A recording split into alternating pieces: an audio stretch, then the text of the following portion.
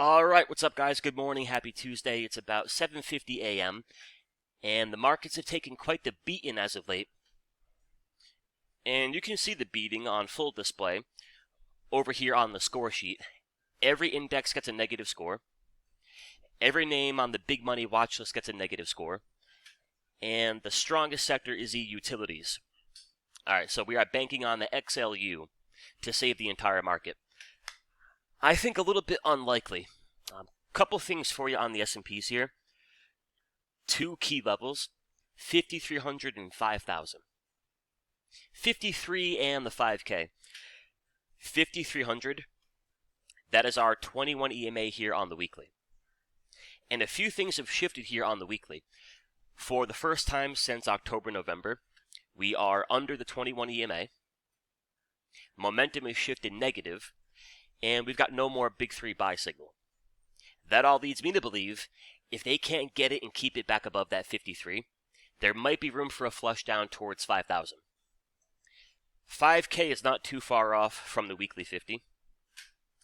And conveniently, it lines up almost perfectly with our 200 SMA here from our daily time frame. I think pretty straightforward. Under 5,300, short for a move down towards 5,000. If they can get it back above that 53 and they're pumping out a bunch of buy signals, there might be room for a bit more of a reversal. Under 53, nothing but lower time frame sell signals.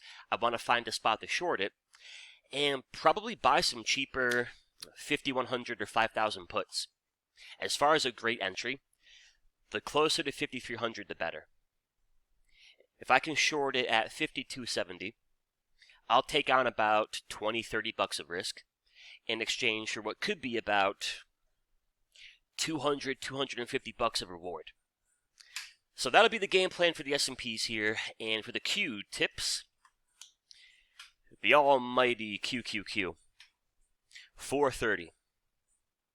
430, a very important level to hold. They break that 430, the 200 SMA, of course. They break that 430. I think they're going down towards 413-ish. A little test of the recent lows. And they do got that weekly 50 there as well. But until things change in a big fashion, I do think we're in a bit more of a short the bounce market. Changing in a big fashion meaning, can I wake up one morning and the QQQ has got two closes back above their daily 21 EMA? That would begin to change things. They can't do that. Short the bounces. Short the bounces or short the squeezes. One I do like here would be Apple. Big gap down yesterday. They bounce it right back towards that daily 50, but they fail to get it back above that daily 50. Under 513-ish, I think you look for a spot to short it. 4-hour squeeze setting up. At any point today, if I can get the white dot, meaning the 4-hour squeeze turns into an A+ setup, I've got to like the idea, guys. Short it around 212. Cover that short around 215. You take on about $3 of risk in exchange for what could be 10, 15 bucks of reward.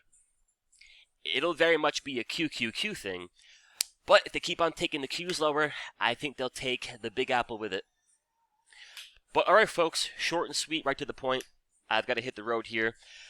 But again, two levels for you on the S&P 500, 5,300 and 5,000. 5,000 is a 200 SMA on the daily. 5,300 is a 21 EMA on the weekly. Under the weekly 21 EMA, I think you look for a short down to the daily 200. Alright, y'all, as always, thank you for watching. Hope you found it helpful. Wish you all the best of luck today, and I'll talk to you in the next one. Adios. One more thing, you gotta watch the VIX.